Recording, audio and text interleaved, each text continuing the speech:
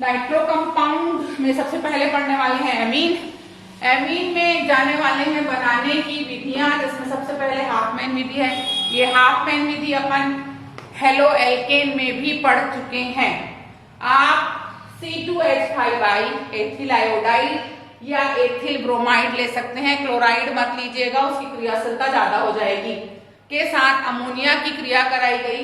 Ammonia का NH2 जाके C2H5 से जुड़ के C2H5NH2 प्राथमिक एमीन एथिल अमीन बना रहा है और एक H उस I या Br से क्रिया करके HI या HBr के रूप में बाहर निकल जाएगा।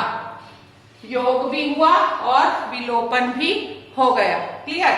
अब क्या किया, ये जो बना हुआ प्राथमिक एमीन था इसको फिर से उतारा C2H5NH2 एथिल अमीन, उसकी फिर से C2H5I से क्रिया कराई, फिर से एक HI को दिया आपने, HI निकला, Br लेते तो HBr निकलता और फिर से एक C2H5 उस N के साथ जुड़ गया, C2H5 NH द्वितीयक अमीन का निर्माण हुआ, डाई एथिल अमीन, डाई एथिल अमीन।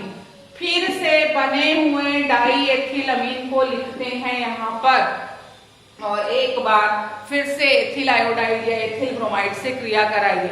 अभी भी एक H बचा हुआ है, ये I से क्रिया करके HI के रूप में बाहर निकल जाएगा और आपको एक एल्किल जुड़ के 1 2 3 तृतीयक एमीन का निर्माण कर देगा। मेरा क्वेश्चन ये है कि अभी भी तो एक नाइट्रोजन बचा था तो उसको भी हटाया।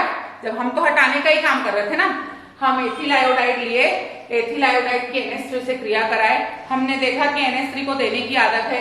एक बार उसने एक हाइड्रोजन दिया, दूसरी बार दूसरा भी हाइड्रोजन दे दिया, तीसरी बार तीसरा भी हाइड्रोजन दे दिया, तो चौथी बार उसको नाइट्रोजन दे देना था।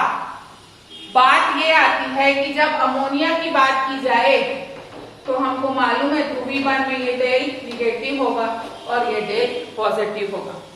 ठीक है, और यहाँ आयोडाइड निगेटिव प्रकृति का माना जाएगा, हेलोजन कंपाउंड का। ये सही है कि वर्ग में नीचे जाने पर धनात्मक गुण बढ़ता है, लेकिन हाइड्रोजन के सापेक्ष आयोडीन ऋणात्मक हो जाएगा। तो पहले, दूसरे और तीसरे में नाभिक स्नेही प्रतिस्थापन अभिक्रियाओं ने भाग लिया और एक एक हाइड्रोजन को हटा दिया। चौथी अभिक्रिया हमने जैसे ही कराई, ये C2H5I, C2H5N की अभिक्रिया एथिल आयोडाइड से कराई गई। कायदा ये बोलता था कि भाई NI बाहर निकल जाता, निकाल ही तो रहे थे, लेकिन ये भी ऋणात्मक और ये भी ऋणात्मक, और जब दो ऋणात्मक साथ में आ जाएं तब हम देखते हैं कि कौन अधिक विद्युत ऋणी है और कौन कम विद्युत ऋणी है। तो जो अधिक विद्युत ऋणी होगा वो विद्युत ऋणी व्यवहार प्रदर्शित करेगा और जो कम विद्युत ऋणी होगा वो उसके सापेक्ष धनात्मक हो जाएगा। तो ये तीन एमीन के साथ, तीन एथिल के साथ ये चौथा एथिल मिलेगा, C2H5 होल 4 N पॉजिटिव हो गया और I निगेटिव हो गया और ये बन गया tetra ethyl ammonium iodide. Question ये आना था कि नाइट्रोजन तो अमोनिया से अधिक विद्युत ऋणी है, मगर पीरियोडिक टेबल में हेलोजन परिवार के सदस्य सबसे अधिक विद्युत ऋणी हैं। तो आयोडीन जब नाइट्रोजन के सापेक्ष गया तो नाइट्रोजन धनात्मक और आयोडीन ऋणात्मक हुआ। तो और बात बताती हूँ, नाइट्रोजन को अष्टक पूर्ण करने के लिए 3 इलेक्ट्रॉन चाहिए, आयोडीन को करने के लिए 1 चाहिए।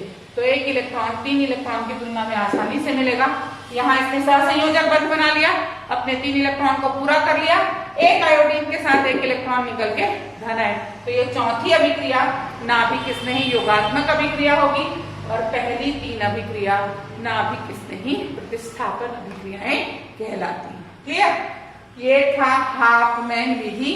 आप आयोडाइड ले लेते या ब्रोमाइड ले लेते। अगली अभिक्रिया में आते हैं सबात्य विधि। एक सबात्य सेंटेंस आप 11th में पढ़े हैं, जो एल्केन से एल्कीन एल्काइन बनाएगा। एक केवल सबात्य विधि है जो औद्योगिक विधि है, औद्योगिक रूप से अमीन बनाना है। एल्कोहल लिया, अमोनिया का 1 मोल लिया, अमोनिया का 1 मोल लिया तो एल्कोहल का OH और अमोनिया का 1 H हटा, C2H5NH2 बना, H2O बाहर निकला।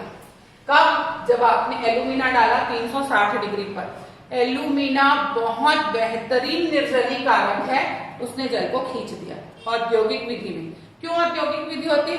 ये सस्ता आता है, इसकी निर्जलीकरण की क्रिया कॉन्सेंट्रेटेड H2SO4 से थोड़ी कम है, लेकिन जब हमको बड़े अमाउंट में बनाना है तो हम सस्ती चीजें यूज करते हैं।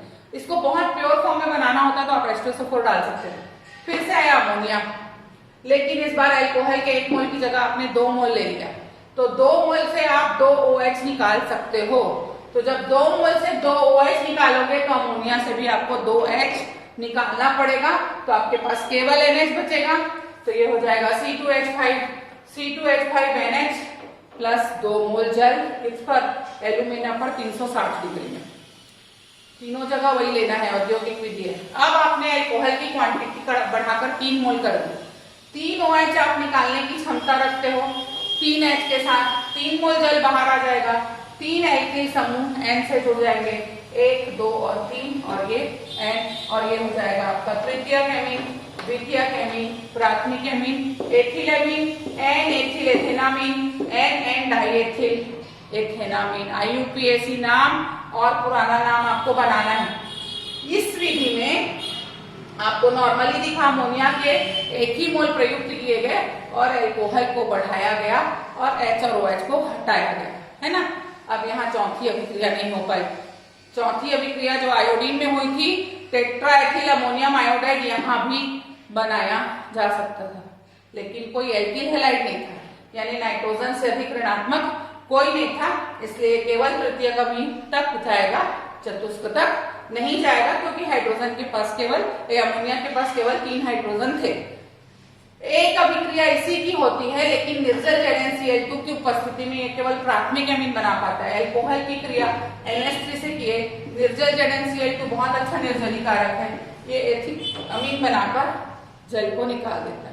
अल्कोहल की सांद्रता बढ़ाकर ये वाली क्रिया संभव नहीं है, क्योंकि ये उतना प्रबल निर्जलीकारक नहीं है। क्लियर? इतना बनाइए।